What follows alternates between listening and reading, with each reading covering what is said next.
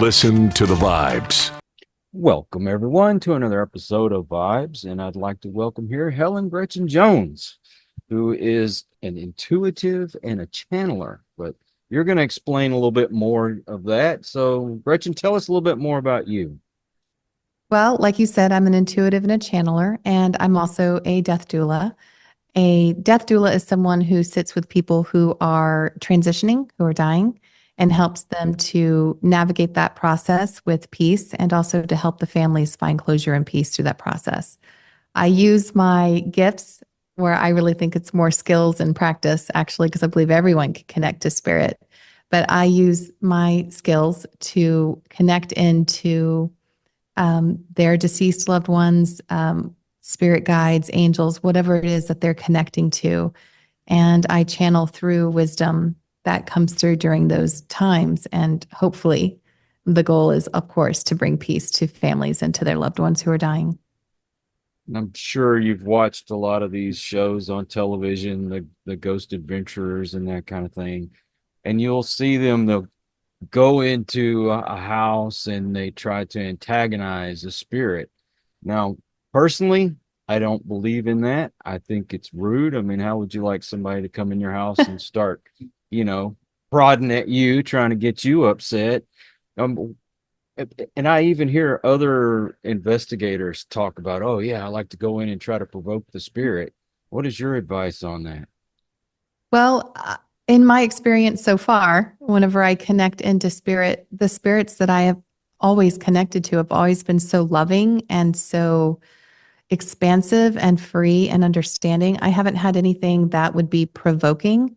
However, I do believe that one of the best parts about being human is that we get to create and co-create our experiences, and we are spirit utilizing a physical form. So I think when people choose to go in and provoke a spirit, I think that they're creating that or co-creating that with another spirit who would like to have that experience as well. So I think anything's really possible, but is that necessarily an angry spirit just waiting to be provoked? Probably not, but we can create that with our choices and our actions if we choose to. I'm going to get your opinion. What would be the number one thing that would have a spirit be more attached to, say, a home or a property instead of moving on? So I've had that question before, and it's my thought that in the first part of, I kind of think of it more of like a thought form. So we don't give our thoughts enough credit sometimes in how we create the world in which we live in and we experience. So I think it's like if I had you imagine being at the beach and you're imagining the sand beneath your toes and the waves washing up around your ankles. That experience is sending out a thought form to that place. And I think many times these attachments or these entities that are attached in some way are more like thought forms because the actual soul of a person, in my experience, is never trapped. No one is ever stuck somewhere. No one is ever trapped in a space. If they choose to stay longer in a place, that's a choice. And there's always other souls or spirits willing to help them whenever they're ready. So in my opinion, what would draw them there would be a memory, would be a love to that area, but they may not be perceiving it in the same way that we are because their molecules of their form and everything is moving at a different rate than ours. So where we might perceive this table that I'm sitting at here as being solid, they may not because the molecules match our density level, not theirs. So whatever they're there for may not be the same reason that we are perceiving the experience as. You think that's a connection to another dimension or they're actually here? I think it's both. I think the other dimension is actually here. I think that it's overlaid, and I think that things move at a different frequency than ours, and so we don't perceive it. I think everything is always right here, right now. And I think dimensions are just layers on top of that. How do you, how do you prepare yourself to do channeling or to speak to spirits? Usually I take about 10 or 15 minutes and I close my eyes and I do a meditation beforehand. And a meditation isn't like I'm clearing my mind of everything. I'm just finding a moment of silence so that I can perceive or receive the messages that are coming in, and they're coming in through my human brain. So I have to really allow myself to be open and to perceive things in a way that is helpful and not be clouded by my own thoughts, which is a practice, of course. Just like playing guitar or painting, you practice to improve. Now, I know every situation is not going to be the same, but talk me through a typical scenario for you. As a death doula or as an intuitive? Um, how about both? Okay. Well, as a death doula, I use my intuitive skills, so I'll combine them. So if I were to go in and visit a patient, for example, I would prepare myself usually to have a shared death experience. I have a lot of those frequently. So that's one of the exciting things about working bedside, I find, is being able to have that shared death experience with a loved one. So if I'm sitting with someone and I suddenly become aware of the space that I'm in, like if I'm in a hospital, the space will shift. I think it's important to note that before a person takes their last breath, they're usually standing outside of their body.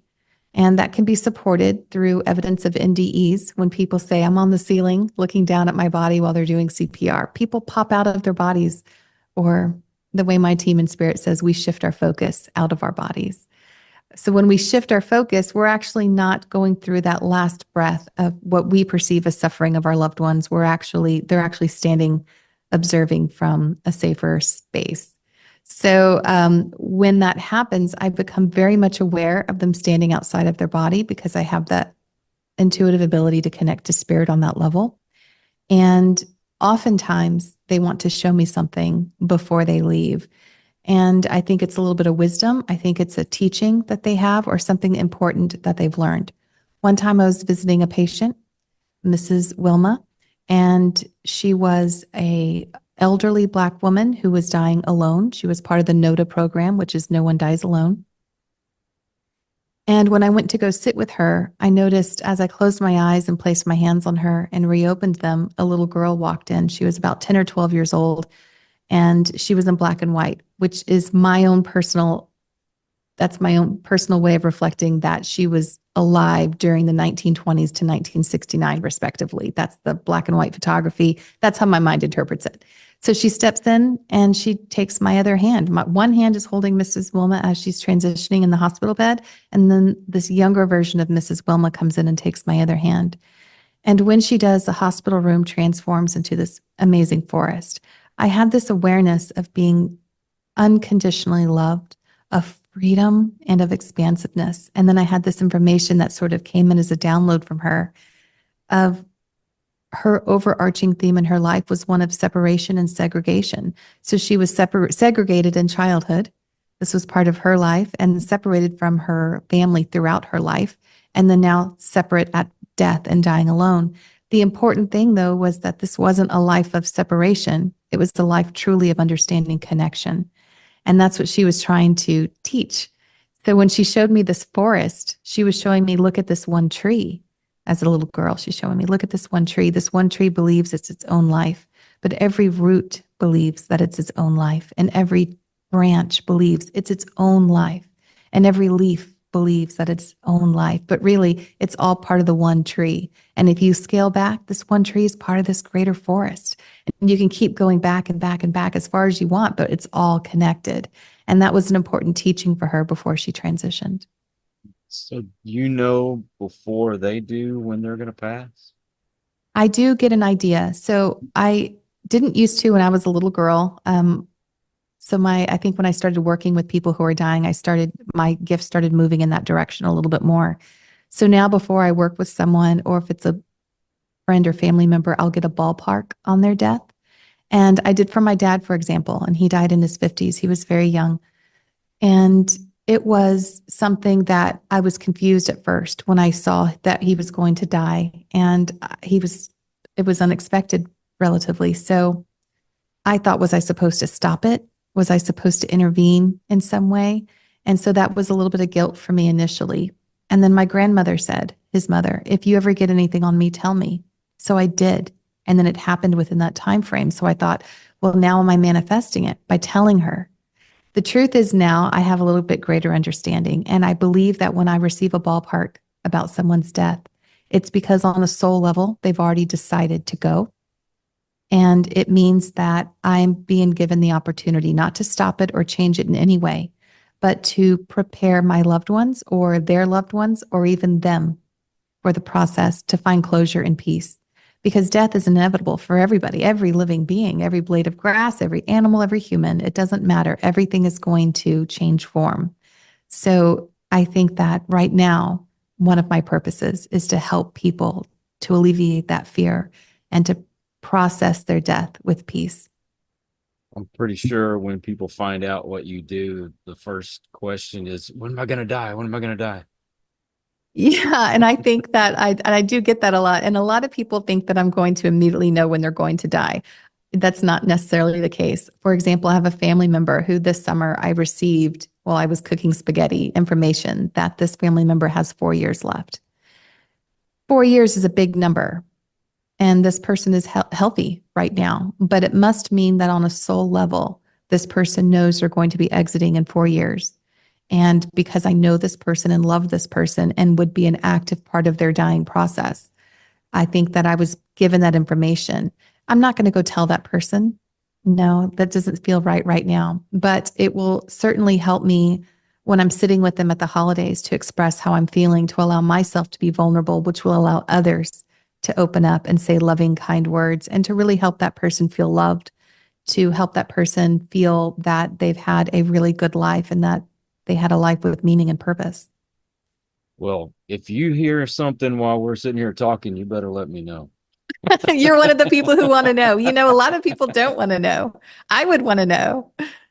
Hey, why not? I mean, I could start doing a few more good deeds, maybe. That's right. So, how old were you when you started doing this? So in 2015, when my dad transitioned, I decided when he died, one of my sisters didn't have closure with him. There was still a lot of anger and hurt around their relationship. And I thought that it was tragic in that way. It's always hard to lose a loved one, but it's tragic when there's some things left unsaid and things that there's still hurt and pain around that. So when I learned about the position of a death doula, and that part of that process was to help the family and the loved ones have peace and closure before death, I thought, I want in. That's what I want to do because I didn't want other people to have the same heartbreak that my sister had with my dad's death. We all were heartbroken, but one of my sisters especially. So I really wanted to be able to alleviate that if I could. When I was a kid, I used to hear voices, and I thought, it was either my mind playing tricks on me or I was going crazy, and had no idea until a few years ago that was actually a gift Yes. that spirits would talk to me. But I never practiced or, really knew anything about it. So never perfected the gift. And quite actually am not really interested, I guess. My wife can do stuff like that, but personally, I just don't want to.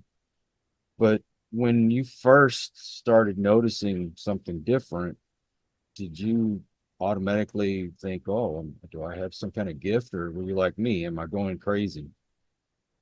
Uh, at first, when I was very little, so I'd be 4 or 5, and it just felt like a normal part of life. I didn't really know that it wasn't normal in some way. And also, I kind of think it is normal to hear voices. I think a lot of people suppress it and dismiss it. But when I started telling my family, it would be dismissed and it wasn't received in a way that was positive. I remember seeing a spirit at the end of my bed when I was 12 or 13, and it was so beautiful and loving and amazing and filled with light. And I couldn't wait to tell my family the next morning. And when I did, my dad told me, I believe you believe that's what you saw. Well, the experience was so transformative for me that it didn't make me question my own experience. It made me question the wisdom of my parents.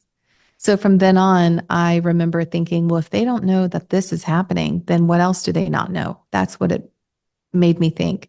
When I would share this with one of my grandmothers, she was raised Seventh-day Adventist, but was not practicing. She told me it was the work of the devil and to make sure that it didn't happen. So it was not something supported for a long time. It wasn't until my mid-20s that spirit started coming up in a more loving way and encouraging me to embrace compassion in a way that I hadn't before. So, yeah. Well, it's spoken about in the Bible. It is, yes. Wasn't it David, I believe, that went and asked for a spirit to give him some advice? And it's also in, actually, I think there's a place in Corinthians too. Like there's all different places where this has been mentioned, but then glossed over so much. I think we are spirit utilizing a physical form. So as spirit, we can connect to all spirit, spirit who's no longer in physical form and spirit who is. It's so beautiful to get to be able to do that. Well, if you're given a gift like that, I mean, like anything else, it depends on how you use it. I mean, I would think if God is going to allow you to have a gift, as long as you're using it for the right reasons, then it shouldn't be a sin. I would agree with that if you're going to talk in biblical terms. However, I believe that God is all that is good, bad, negative, positive. So I don't think God would judge you for even using it in a way that might be selfish, because I believe that this world is here for us to experience. We are here to experience all it has to offer. And so, even though it's hard, it may not align to me to do something like that, to do something in a selfish way that's not for the greater good. That doesn't align to me, but it aligns to other people. And you can't judge them for that. They're working through the process of getting to be here and the experiences they want to have and create and, and co-create while they're here. So, for that reason, you just have to sort of step back and let them be. But I think that people utilizing gifts in whatever form that they need to on the path that they're on is right for them. You know, my brother passed away. That's just been 20 years ago. And I've always been curious, you know, where is he now? What was his last moments like? Would you be able to talk to him?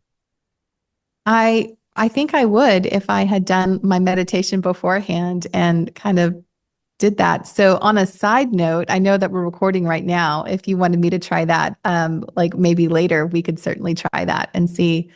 I have a friend too, Keisha. She lives north of Austin. I'm in Austin, and she is a phenomenal medium, and she's fantastic at connecting also.